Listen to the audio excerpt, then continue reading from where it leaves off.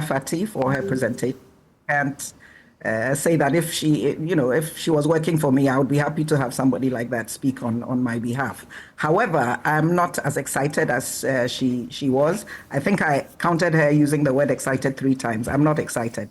And Samson, you said that I'm blunt speaking. And since we don't have a lot of time, I'm going to shoot straight from the hips.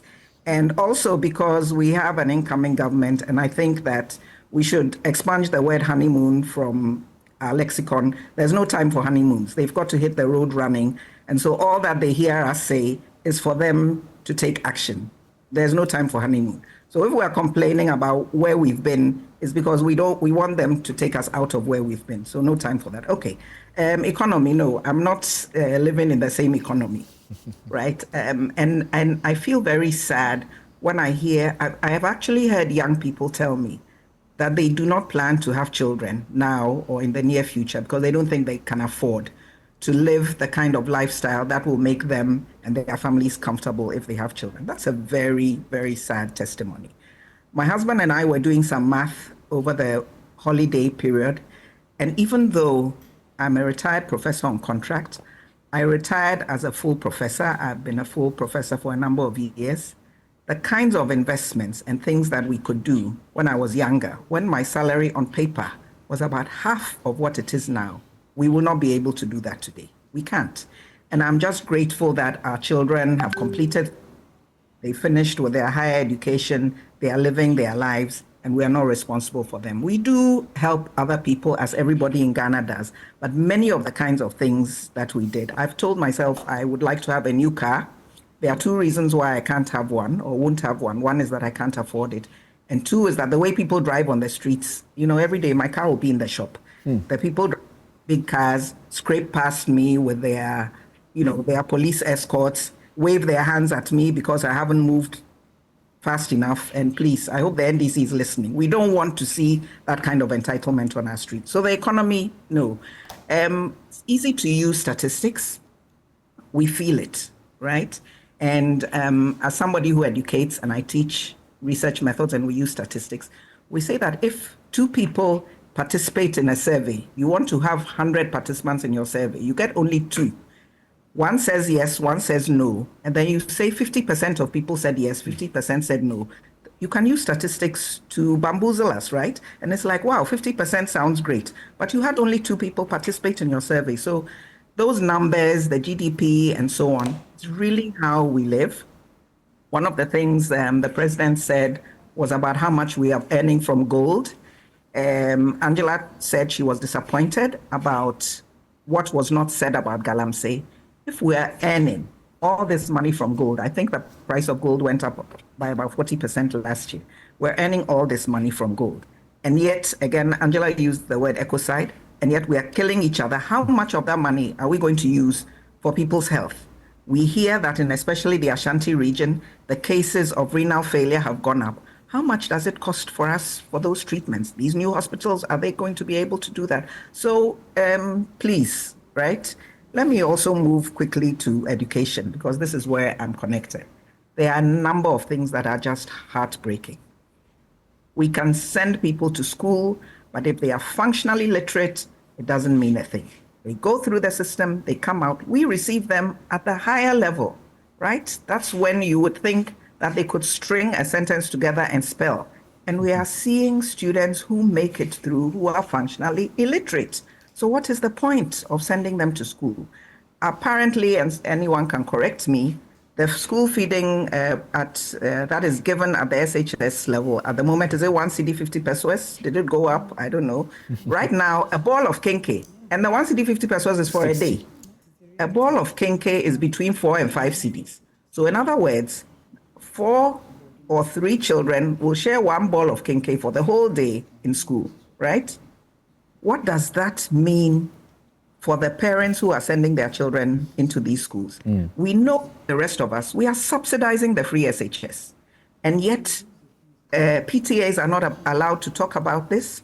Old boys and old girls are not allowed to say how much they are investing in the schools. Principals are not allowed to say how much money they need, because if they do so, they are disgracing the government. Let's be real.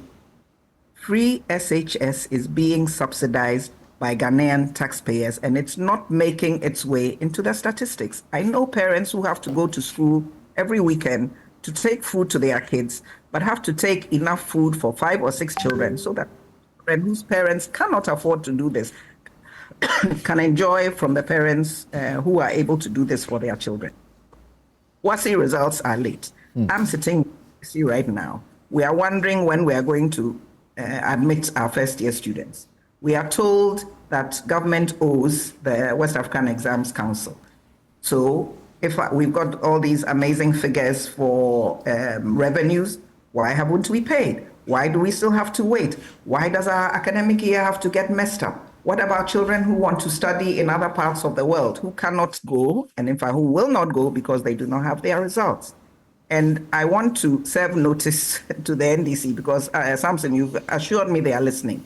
I heard the incoming president say that first year in education at the university is also going to be free, or words to that effect. Yeah, that's correct. Unless he is planning to provide that money to the universities, and we know that the subsidies and what government pays to universities right now, it's basically our salaries, right? So where are the universities expected to get the money from to take care of these millions of students who are going to enter into our enclaves for higher education? We also, Fatim mentioned the numbers of female students, and it's great. It's great to have a ratio that is improving female participation.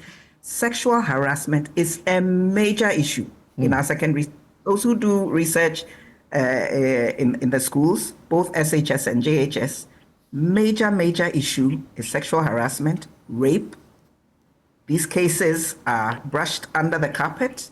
We are not allowed to talk about them. They go to the stations. The majority of those cases do not end up anywhere. They are settled out of court. Pastors come and beg. We ask people, they give you a little bit of money to pay you for what has happened to your daughter and sometimes also your son. Those issues are not being dealt with in the educational sector. And I can't say that in higher education it is not also happening. It is happening there. But we need the resources and we need the boldness as a country to confront these issues. Let me say something also about healthcare, right? We had up till today, we are still collecting COVID levy.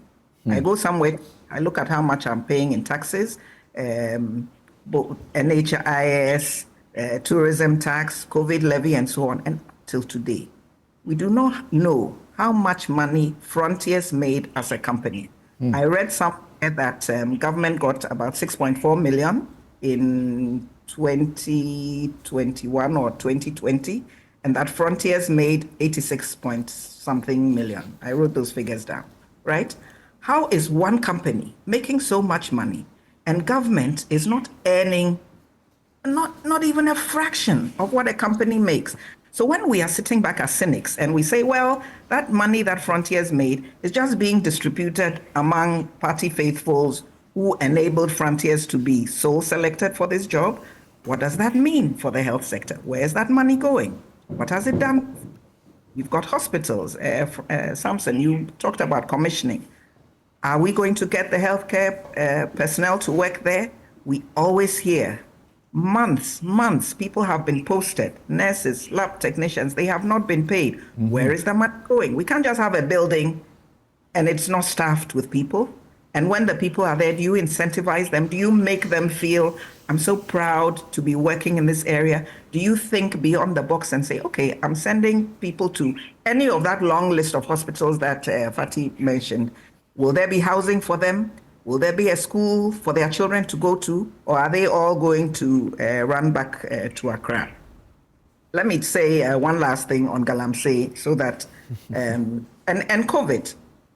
Both COVID and Galamsey, and I was really disappointed to hear that the president say that people have jumped on the bandwagon late in life of of this Galamsey menace that we are having to deal with.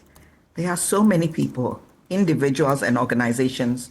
There's Eco-Conscious Citizen, which is an environmental CSO. They have been talking about this for the longest time. We can't forget Erastus Donko and all that he has gone through, and journalists who were, fighting against Galamsey long ago. And in fact, this started under the NDC government.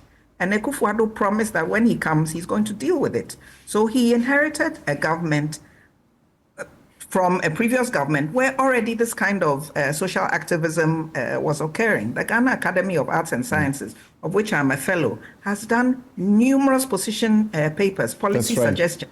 Yeah. I am not that any of that information went anywhere or that anything was done with it in terms of policy. And we are sitting here, and I would have expected, given the civil action that took place in the latter part of the year, people went on strike. UTAG went on strike. I am a member of UTAG because we said we cannot understand how one would have a law that allows mining in forest reserves. We are a country in the sub-region that has among the lowest proportion of forests. And yet we like hailing our greatness. We do not. We know that we need the forests for our climate. We need it for our water. We need it for our livelihoods. We need it for our food. Galamsey is not just robbing us of clean water. It is robbing us of clean food. And that one, if you see brown water coming from your tap, think that it is poisoned. Or if you live near a river and you see brown water, you know that it is harmful. You may not know how many chemicals are in that water, but you definitely know it. When you are eating your contobre or your cocoyam, you don't know if there's cyanide that is around it. And I was really expecting that if the NPP government has not, I don't know if I should use the word able, has not been sufficiently willing to deal with this, in my view, at least some prescriptions for what could have been done, some apology to us that this hasn't happened, and some prescriptions for what the incoming government would do. One of the things that I find very painful in leadership generally, in many leaders generally, is a failure to acknowledge our pain and our hardship. Just a word, you know what, Ghanaians, it's been really, really tough. We acknowledge that we haven't done what we should have done. Tell us the wonderful things. We can feel the pain. And they will then blame their predecessors for, and I don't want to hear this with President Mahama, that he came, he inherited this, and that's why he can't do that, and Ghanaians are complaining. Yes, we will complain. That is why, let's give some statistics that everybody is aware of.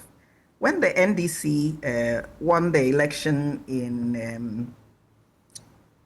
when the NPP won the election in 2020, they won with 6.7 million voters, roughly. Today, the NDC has won with 6.3 million, and they lost with 6.2 million in 2020. So they have added 1 million voters per in order to win. This is 100,000 voters. 100,000 voters, I'm sorry, to win. A little over 100,000 voters to win. This is not a huge victory for them. They won because a lot of people did not go out to vote. I'm told that the voting population was about 61%, and last time it was 79%. About 20% of our population did not go out and vote. And a lot of young people that I have spoken to, not only in Accra, refused to go and vote. And they say that is a vote of no confidence in Akosua. Exactly. And so the incoming government should take note that it was not because everybody was like, yay, we are now so happy to have the NDC. They were just fed up with the NPP. And so I am expecting that this incoming government, the issues that we are talking about today, education, healthcare, the mining sector, all of these, the social protection, every day, yes, Angela talked about it. We talk about NHIS. What about children? What about the elderly? What about the disabled? What are we doing for them? Ministers pass. We had a former Minister of Gender and Social Protection who opened her mouth to say that she was not aware of the number of children on the streets who had come from other parts of Africa, or that there were children on the streets because of, people who could not pay their school fees. How can you be a minister and not be aware of the hardship that is going on in this country? What kind of policies are we putting in place for the least and the most vulnerable? That's how we measure the success of our country. It's not about the figures. It's not about how much gold we are earning. It's not about how much money we are earning. How well are the least, the most vulnerable? What are we doing for them? Do we care about them? We just drive past them. We do not care. It's a rainy day. There are puddles on the street. Somebody's by the side of the street begging. You are driving in your V8. You've got tinted glasses. You don't give a damn, excuse my language. And then you zoom past them. You don't even think that as a political appointee, what can I do? What, as an MP, can I say when I get into Parliament? And we can talk about the MPs. I'm sure we'll come to that with the ex gratia. What can I do to change something within the 4 or 8 years that I'm in office, or 12, or whatever it may end up being, for some of these people who are suffering the most? There is no point sending everybody to school if they are not going. There is no point sending them to school if they cannot read and write. In fact, they would have better served learning a trade and immediately earning an income than postponing their earning of an income for several years only to end up with nothing. So let me end it there. Okay. Samson. Thank you. Right.